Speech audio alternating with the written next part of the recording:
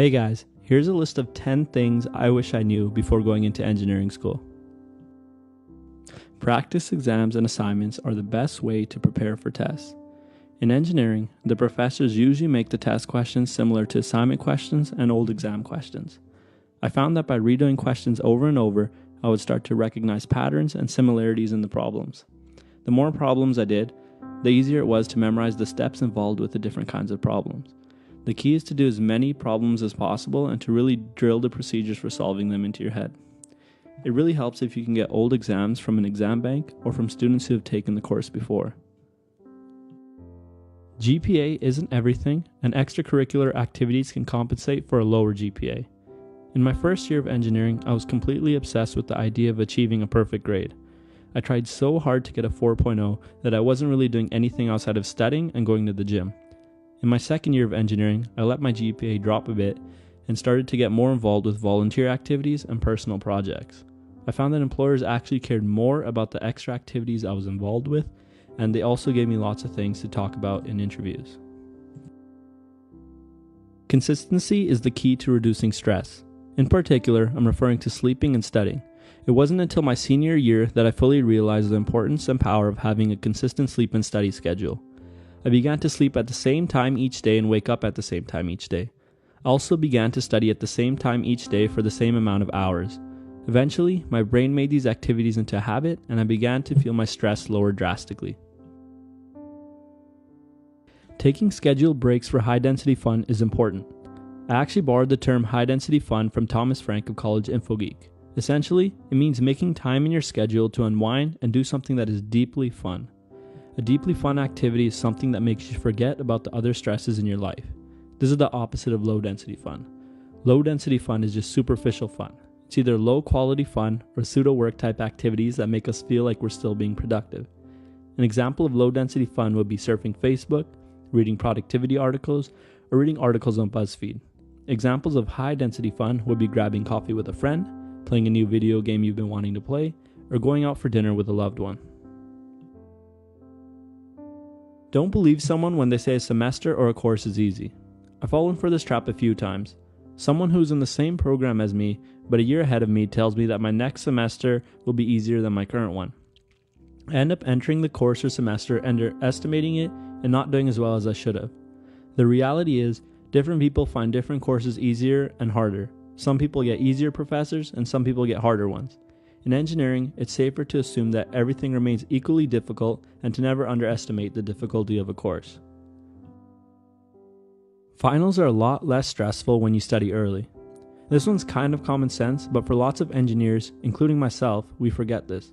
We are so exhausted from our workload that when we finally get a few days where nothing is due, we decide to do nothing. It's much better to do small studying sessions instead of nothing to prepare for the exam that's coming in a week or two. This way, we don't have to sacrifice our sleeping schedules to prepare for exams. Going to a professor's office hours can save time on a difficult problem. Marking your professor's office hours on a calendar at the beginning of the semester can make your life a lot easier.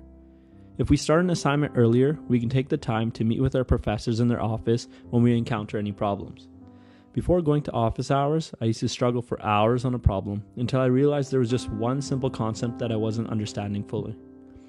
If I went to my professor's office hours, I probably could have gotten help with the concept in 10 minutes or less. Time management is crucial in engineering school, so it's not worth wasting hours trying to figure out concepts that can be taught to you in minutes. However, you should have attempted the problem and have a few notes or questions prepared to ask your professor so they don't think you're just trying to get a free ride. Coffee is mostly unnecessary. In university, I developed a really bad caffeine addiction. At one point, I was drinking 2 to 3 large coffees a day. In my senior year, I started to sleep on a consistent schedule and found that I naturally have enough energy in the day to do all my work. I think we should listen to our bodies instead of suppressing the signals they send us, and when we're tired, we should just get some sleep. Drinking too much coffee will just mess with our natural rhythms and make us more stressed. Coffee is best used on days where we're not able to get enough sleep and need a quick fix. Finishing a degree a year or two later is not a big deal.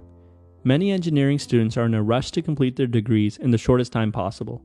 I'm not really sure what the motive is, but the truth is that employers really don't care if you complete your degree in 4 years or 5 years. Students that take less courses so that they can get a higher GPA and get involved with more extracurricular activities will actually be more competitive when applying for jobs. Don't be worried about taking less courses unless, of course, the reasons are financial. It may pay off by making you more competitive as an employee in the end for a job that you really want. Summarizing key points of an assignment after completing it makes studying for finals a lot easier. After spending hours on completing assignments, I was always exhausted. I just wanted to put it away and get it handed in the next day. Unfortunately, I usually forgot all the important formulas and tricks in the assignment by the time finals came around and had to relearn them. By taking 15 to 30 minutes after each assignment to summarize the key points and learnings, I found that studying for finals became a lot easier. I could just review my summary sheets. Adding important formulas from an assignment onto a formula sheet will end up saving you a lot of time in the future. Those are 10 things that I wish I knew going into engineering school. In the comments below, feel free to let me know things you wish you knew going into engineering school. If you're about to enter engineering, what are some things you would like to know? Finally, don't forget to like, comment, and subscribe. Thanks guys, and see you next time.